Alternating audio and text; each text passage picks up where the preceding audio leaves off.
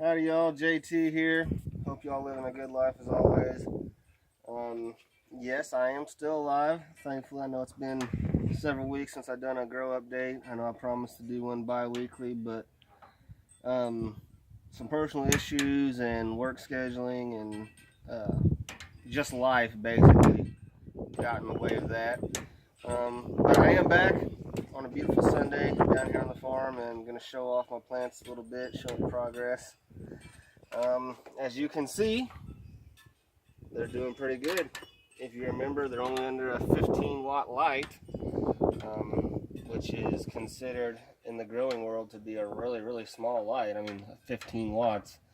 So I'm very happy with these results. Again, it's the first time I've ever used the Sansi grow light. And I have, I believe, 20 plants here.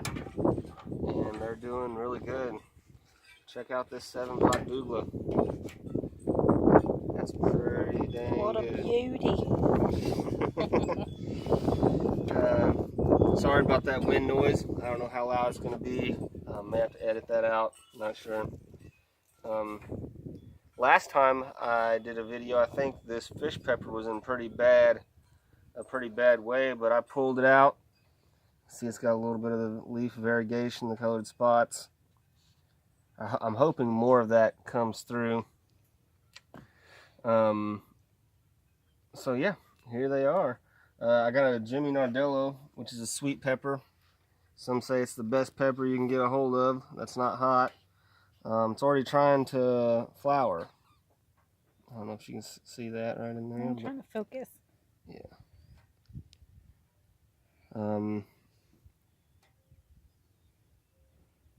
It's trying to flower there, and I normally pinch those off, and I already have once off of this plant, but it's trying to do it again. So I'm just going to let nature take its course with it and see what happens with it. Not even that big of a root ball there at the bottom for it, so I know it's not root bound or stressed in any way. But that's how it's growing, so I'm just going to let nature take over with that one. Let me see. There's something else I wanted to show you guys. Now, I told you all, if you guys are friends with me on Facebook, add me on Facebook, by the way, JT Spicoli. Be happy to be your friend. I was going over the topic of topping pepper plants. Now, when I did this, it's kind of funny. These were both the same size. They're both daddle, both germinated on the exact same day. Both, everything exactly the same.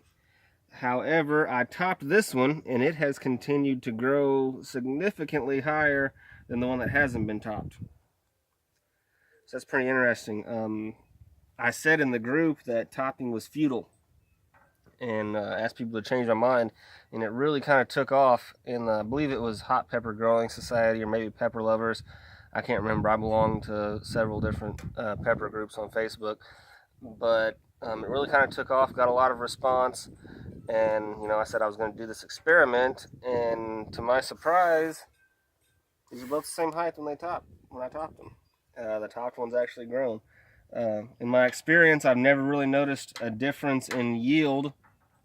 The only thing I've ever noticed a difference in is the aesthetics of how the plant looks, making a stockier, obviously more compact, sturdier plant, but everyone always talks about the yield that it produces almost double the yield. I've never noticed that. So I'm going to continue and go further and see how this plays out, but I am pretty shocked at how much taller it is. So both those are doing really good. Excuse me. Let's take a side note from the peppers for a second. We had a catastrophe when it comes to the maters this year. They all died except one, and I have absolutely no idea why. All given the exact same conditions. They had their own separate 15-watt Sansi light, and only one made it. Like I said, I have no idea what. They didn't show any deficiencies, really. They just kind of shriveled up and died. But I am happy this one lived. It's called Barry's Crazy Cherry from Baker Creek. It's a gold cherry tomato. variety. Supposedly is just the bee's knees. So I'm really looking forward to that. So yeah, tomatoes, I keep it real, I ain't gonna lie to y'all, wasn't the year. So I'm gonna probably, once I get all these situated, either just have one tomato plant or maybe purchase a couple seedlings. I don't see any shame in buying seedlings. You still have to grow them and take care of them. Some people say it's cheating. To me, it's not. It's just gardening. Follow up on the 7-pot experiment I did where I had 2 seedlings in 1 cup. See how that worked out? I will never do that again. To me, I mean, just to put it in perspective, I got 1 plant right here and 2 right here. This one's bigger. Yeah, it definitely speaks for itself. Yeah, I could have had 2 this size, you know, or 3, you know.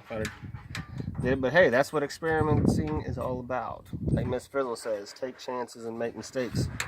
Magic School Bus reference for all you old farts out there. Got a good root ball going on though. Or starting to form. I wouldn't really call that a root ball, but doing good. But yeah, I definitely won't do that again. So there's that. Reapers are doing pretty good. There's a good one, my buddy Mark Neff, which I'm sure he'll probably watch this video, warned me saying that Reapers were, his exact words was, they're harder than hell to grow. And I told him, this ain't my first rodeo, bub. I'm glad that's at least working out for me, that they're looking good so far. Hopefully we get lots of fruit.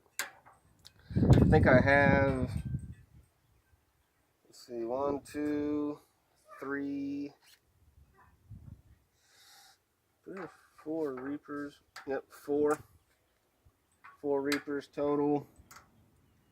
I have more 7 pots than anything. That's just how that came about this year. They did really well.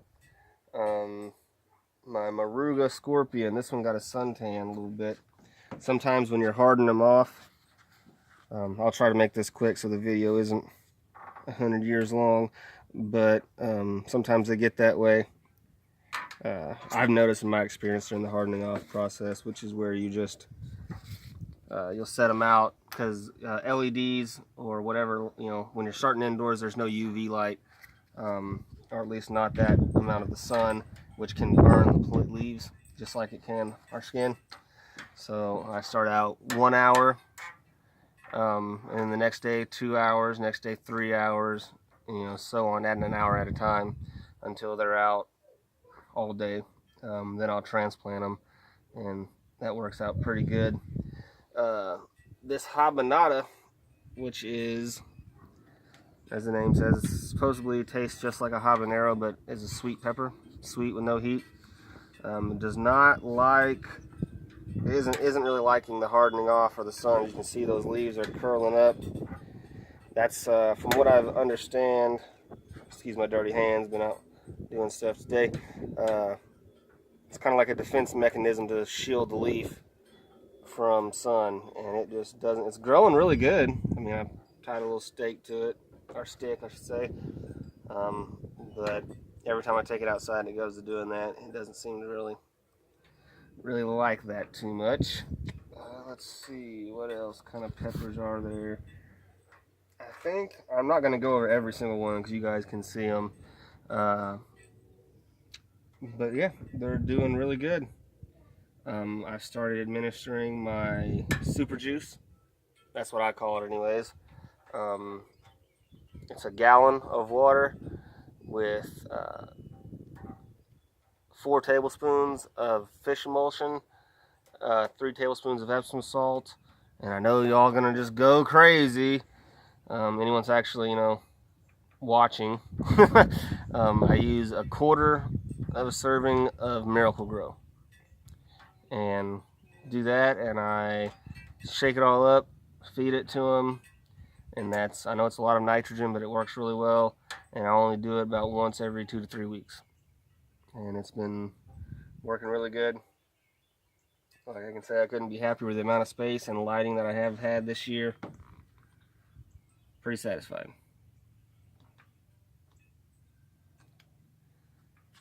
Well, I don't know how long the video's been going on, but it's Like 10 minutes. long enough. So until next time, hope you all have a good day. Happy growing.